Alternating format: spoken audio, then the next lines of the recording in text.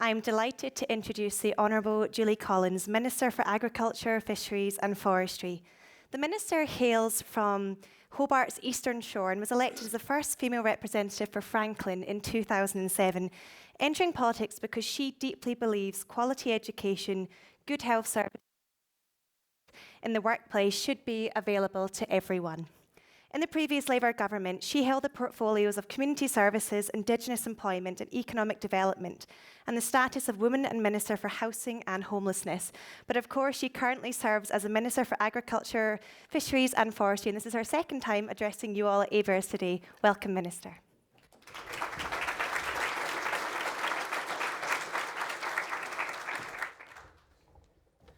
Well, thank you to Claire for that wonderful and warm invitation to come and speak with you today. But particularly I do want to thank Paul, who I know is on his way out, for that very generous welcome to country, and acknowledge, of course, the custodian of his community and the custodianship of the land here in the Canberra region. I too, of course, want to pay my respects to elders past, present and emerging, and acknowledge their custodianship of our land.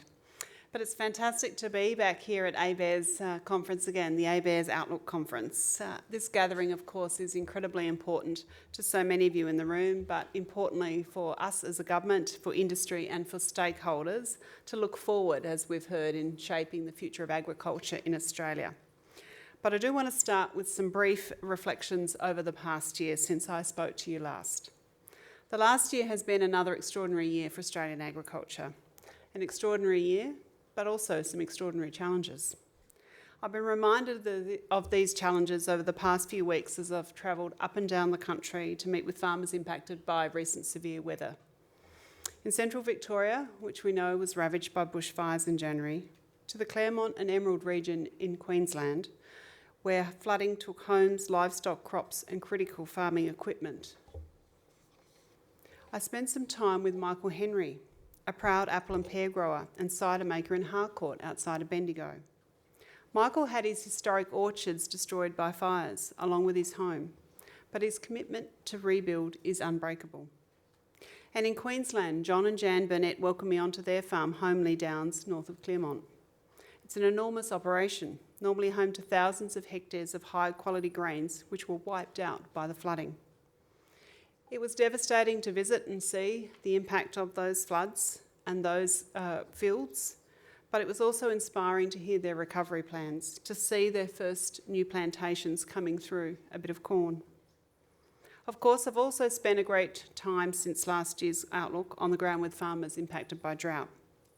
Farmers like Kerry and Ben Heinrich, who welcomed me onto their sheep farm, the Mannafield Australian Whites at Black Springs in South Australia, a farm that's been dubbed the Wagyu of lamb, but one that certainly experienced a lot of challenges during the tough drought conditions in recent years. Whether it's flood, fire or drought, the one thing that continues to stand out to me is the absolute determination of our farmers and our producers to look forward and move on. A determination to persevere, to adapt and to rebuild. Our farmers and our producers' sheer resilience to bounce back, even in the most trying of circumstances, should be an inspiration to all Australians. As in the community spirit we continue to see in every corner of this country is to all of us. When during the most difficult of times, we see the best of our people and their commitment to supporting neighbours and communities. I know that our government has an important role to play in supporting farmers and producers who've been impacted by hardship. We, of course, know that this perseverance isn't just a trait. We know that it helps our farmers pull through those bad times. It's also the driver, though, of our farmers and producers' incredible success. Today, we do have a lot to celebrate. Today, of course, ABARES is releasing the updated data that forecasts Australian agriculture will top $101 billion in production value this financial year. When combined with forestry and fisheries, the total value of production will actually exceed $107 billion. This is an extraordinary result, and it's a credit to the hard work and the resilience and skill of our farmers and our producers, and the work that industry and our government has done together, hand in hand. I want to acknowledge too the advocacy and the vision of the National Farmers Federation, who set this ambitious goal for agriculture back in 2018 to be $100 billion by 2030. When we came to office in 2022, agriculture was worth around $88 billion in terms of production. But under the Albanese Labor government, this value has jumped 15%. As part of this production value has been our export success. And today, ABARES is forecasting agriculture, fisheries and forestry exports will reach almost $85 billion this financial year. This success is exceptional, but it's not surprising. There's a simple reason for this success, and it's that Australian farmers are responsible for the world's best produce. And in our government, they have a partner that is prepared to tirelessly advocate for this produce globally. We've worked with farmers to ensure our world's best produce is making it to more markets more of the time. Under our government, market access for farmers and producers is the most diversified that it has ever been. This is providing our farmers with the best platform for continued growth, and today's figures underscore this once again. In just the last year, since the last Outlook conference, we've delivered more opportunities for our farmers and producers. We're sending apples to China, cherries and mangoes to Korea, and we've signed a bilateral wheat protocol with Indonesia. On top of these recent successes, the return of major trade opportunities, including the $20 billion worth of resumed trade with China, has strengthened international demand for Australia's products. But we cannot afford to take this for granted. We know there are always challenges of our trade success. The events of the recent days and weeks once again underscore the importance of our government's careful and considered approach to market access and the diversification that it brings. Our government has proudly stood for free and fair trade because we know that it benefits and delivers for our economy and for our people. We know that trade is a job creator. 1 in 4 Australian jobs are connected to trade, and jobs associated with exports have a 10% higher average annual income. Today's updated forecast from ABARES once again underscores the value of the free and fair trade that Australia is advocating for. It's helping to deliver the $100 billion agriculture industry and supporting jobs and incomes, particularly across regional communities in Australia. While our government will continue to back our farmers and producers through free and fair trade, our political opponents' track record shows that they've mismanaged important relationships. We know that it's clear that our government can be trusted to continue to deliver market access for farmers and producers. We know that this is central to the success of our farmers and producers and this forecasting that all of us are rightly celebrating. But we know we cannot take this success for granted, which is why we'll continue to progress market access outcomes for our farmers and producers. We're safeguarding this success through the development of a national food security strategy, Feeding Australia. I had the great pleasure of committing our government to this important strategy right here last year at the ABARES conference. A year on, I'm proud to say that this development is taking shape. We've appointed a National Food Council, many of whom are in the room today, with broad expertise and experience across the food system. We've had over 400 submissions to our discussion paper last year, and I have all of you in the room and others to thank for this. We've recently entered a co-design phase with stakeholders. Workshops are underway across the country in regional and remote areas as well as our capital cities. This broad input across industry will ensure that Feeding Australia is truly reflective of the expertise, the experience and the innovation of our farmers and producers, as well as right along the supply chain. Because we value what each and every farmer does every day. From day one, we've been committed to working for you. We want to deliver more opportunities here at home and more abroad to progress your priorities. We understand agriculture, fisheries and forestry industries are critical to our regions, to our economy and indeed our way of life in Australia.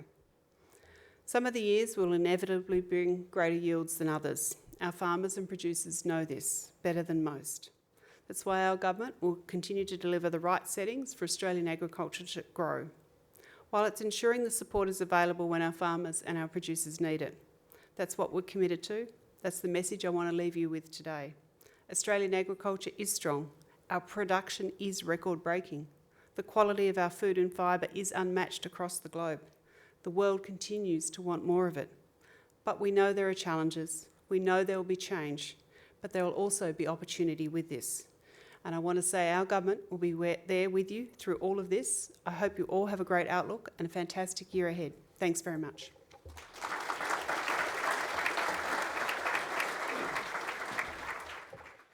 Thank you, Minister. And what a great way to kick off proceedings about that target. $107 billion in output across agriculture, fisheries and forestry. And for reminding us all, of course, of the extraordinary challenges facing farmers. You've been out, you've met so many as well. I know just really moving to Australia in the last year, I've been deeply inspired by the resilience of farmers and things that they have faced. But Minister, I'm going to ask you to stay on the stage very briefly because I'm going to invite Hamish McIntyre, President of the NFF, onto the stage to share some words. And after Hamish has spoken, could I please invite Secretary Anderson and Jared Greenville for a quick photo as well, please? Thank you. Thank you very much, and thank you very much, Minister Collins, for your introduction. Look, in 2018, as Minister Collins has alluded to, National Farmers Federation set a target, an ambitious target of this $100 billion of the value of all the commodities we produce across our farms in Australia to be by 2030. It's great news, as we've heard, that we have been able to reach this target 4 years early, but it's a combination of obviously the farmers, the industry working with us, all our supply chains obviously, and of course government and the great job government do in helping create markets, but also support our markets and deal with issues when there are constraints. So it's a combined effort, and we also need to really thank our industry scientists and also engineers, all those specialists that do help us achieve productivity gains, which keeps us in the game.